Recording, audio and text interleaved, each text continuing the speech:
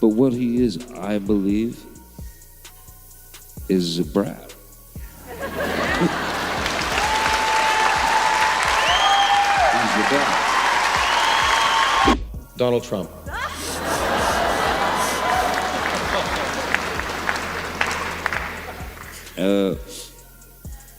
He was difficult.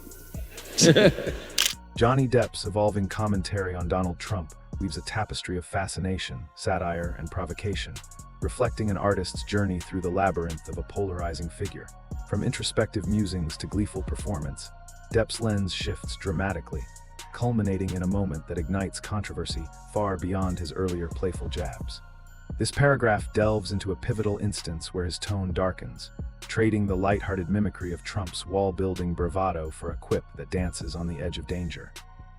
Spoken at the 2017 Glastonbury Festival, it marks a bold departure, revealing the depth of Depp's engagement with Trump's chaotic allure. When Jonny Depp reflects on his approach to Donald Trump, he reveals a complex perspective that goes beyond surface-level impressions.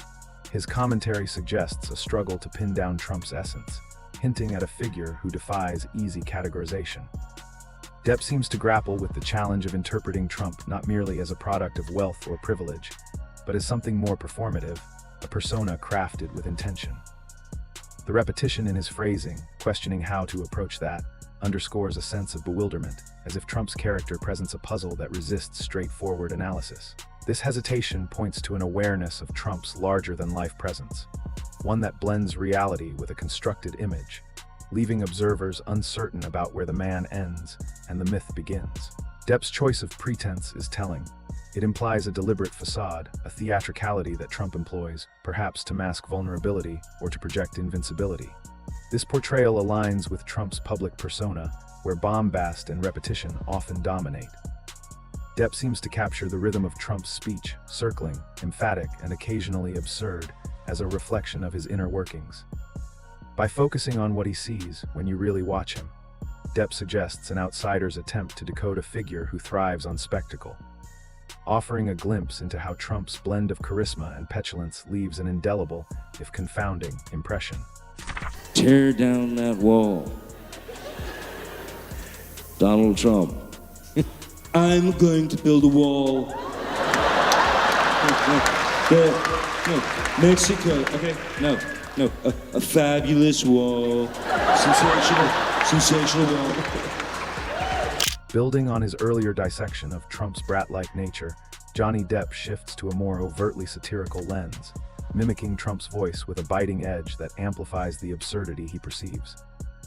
This transition into imitation marks a pivot from introspection to performance, as Depp channels Trump's bombastic style to highlight its contradictions and flamboyance.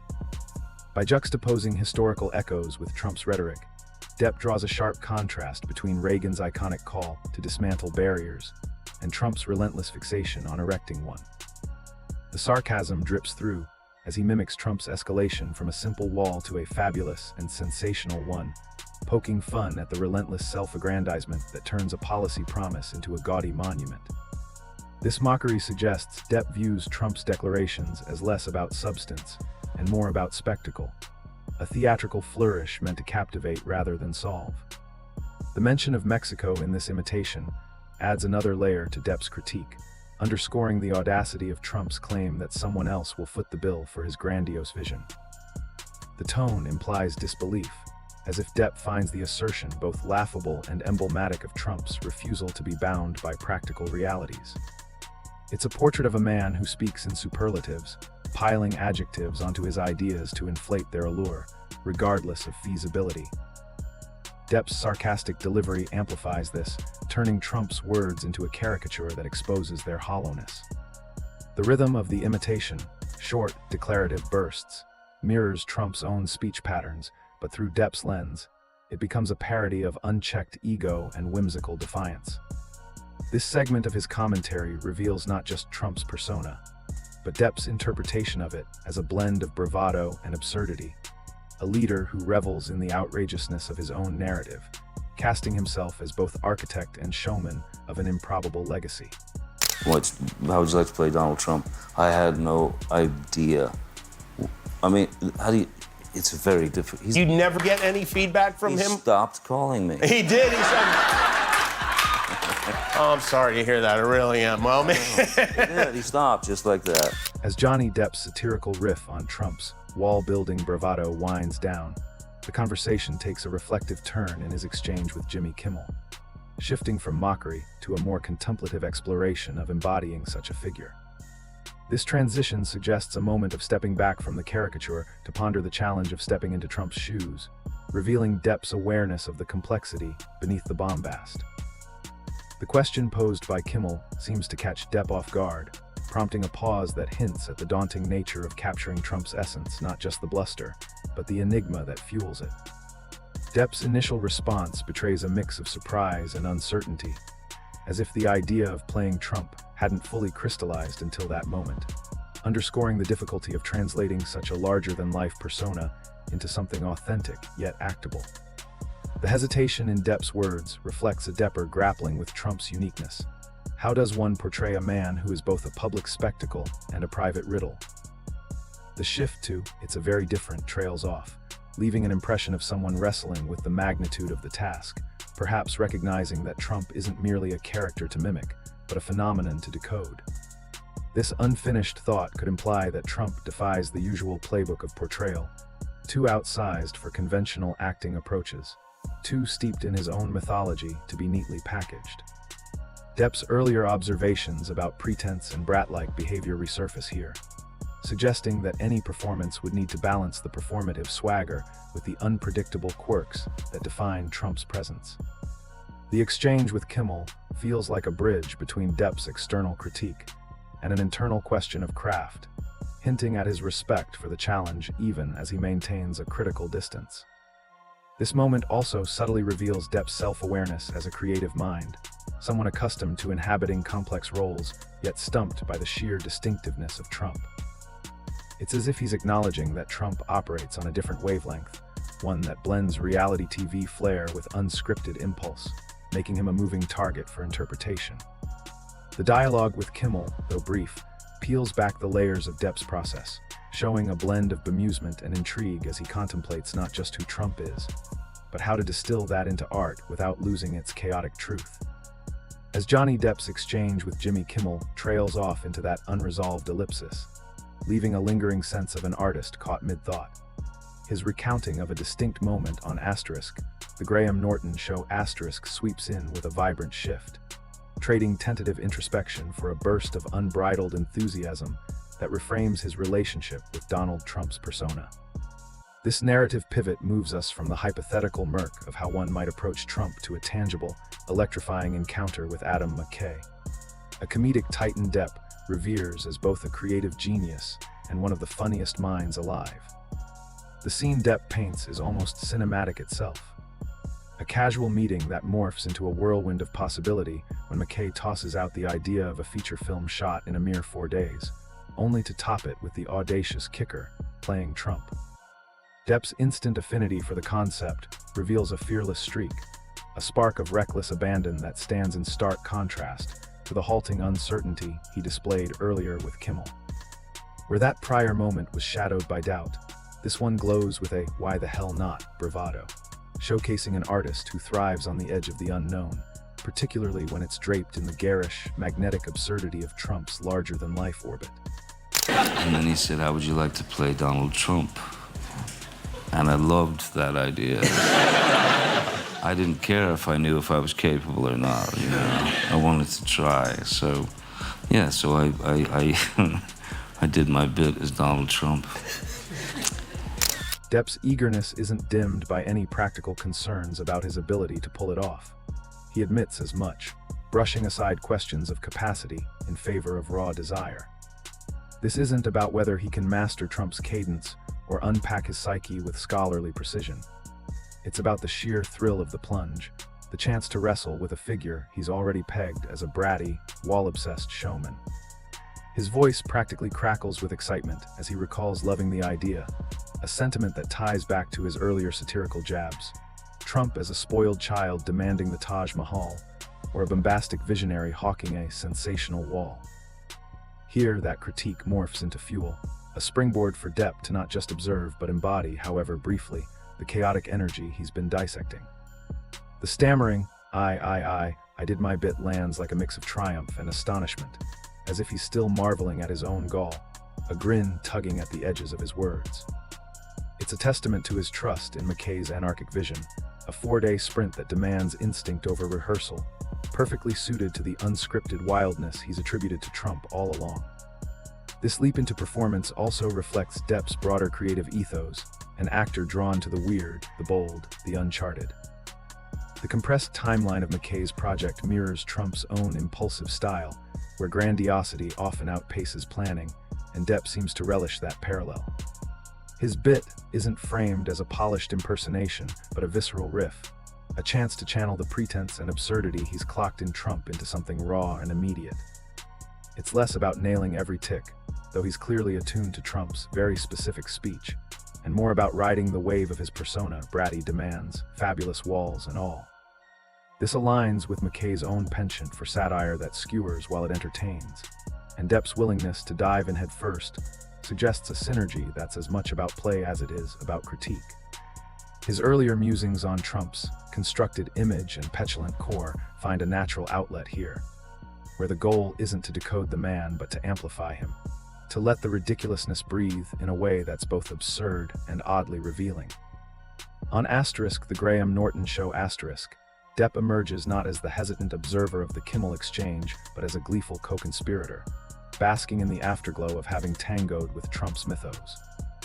The audience likely hears the relish in his tone, the way he leans into the story with a performer's zest, turning a fleeting gig into a badge of creative daring. That he doesn't linger on the outcome, whether he succeeded or not, speaks volumes. The act of trying, of saying yes to the lunacy of it all, is the victory. It's a moment that bridges his analytical eye with his actor's soul, showing how he can pivot from mocking Trump's wall-building bluster to stepping into his shoes, if only for a manic 4-day whirl. This isn't about solving Trump or even judging him. It's about meeting him on his own turf, matching his excess with a burst of artistic nerve, and walking away with a tale that's as much about Depp's own fearlessness as it is about the golden-haired enigma who inspired it. When was the last time an actor assassinated a president?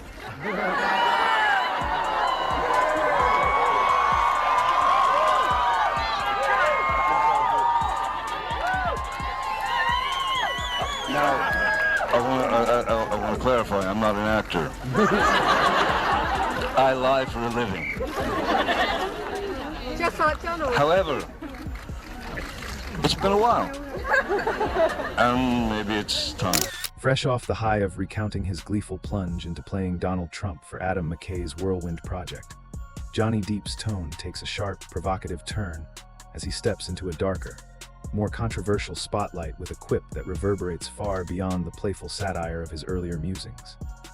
This transition marks a jarring shift from the lighthearted bravado of embodying Trump to a moment of biting, edgy humor that flirts with the unthinkable, delivered with a mix of deadpan delivery and a wink that doesn't quite soften its sting. Speaking at an event, later widely reported as a 2017 appearance at the Glastonbury Festival, Depp veers into territory that's less about performance and more about provocation, using history as a springboard to lob a rhetorical grenade.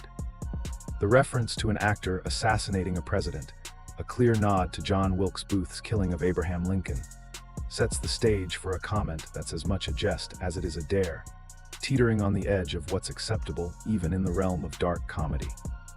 Depp's quick pivot to clarify he's not an actor, but someone who lies for a living, injects a layer of self-awareness, a cheeky sidestep that frames the remark as part of his crafted persona. Less a serious call to action, and more a performative riff from a man who spent a career blurring lines between truth and fiction. It's a disclaimer that doubles as a shield, distancing him from the literal weight of his words while amplifying their theatricality, as if he's still channeling the absurd, boundary-pushing energy he's pinned on Trump. The follow-up, that it's been a while since such an event and maybe it's time, lands with a deliberate ambiguity, leaving room for interpretation.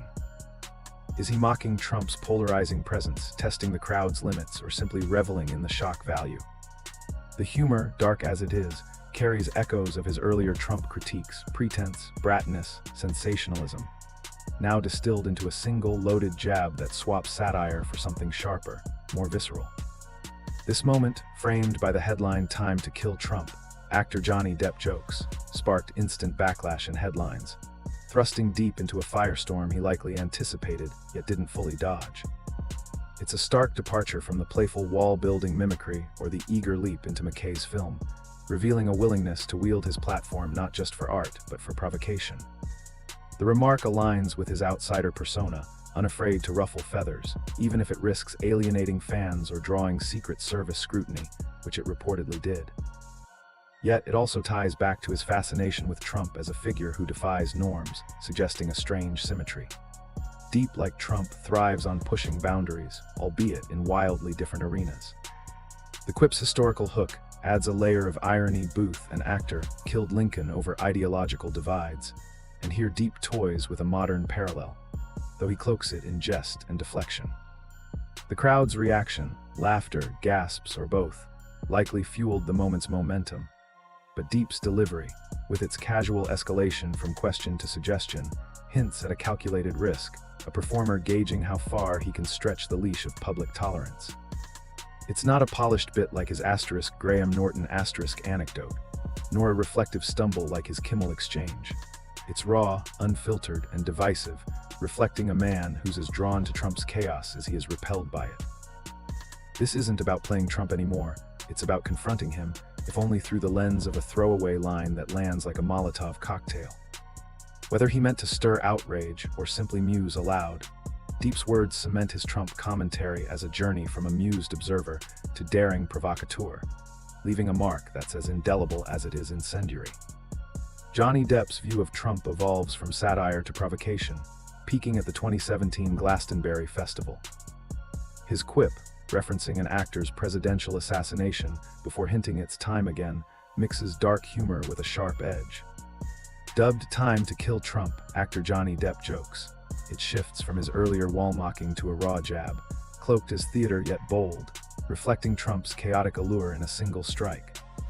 Depp's Trump riff, laced with wit, daring, and a hint of menace, leaves a stark question. What sticks? His bratty Trump reveal, the McKay chaos, or this edgy jest defying norms? We want to hear from you. Did his bold swipe at power stir you, or his absurd Trump lens resonate more? Seen defiance elsewhere? Comment below, we'll dive in. His words weren't just quips, they mirror our tensions. Where do you stand? Like, follow, and hit the bell to back this truth-seeking quest and voices like his.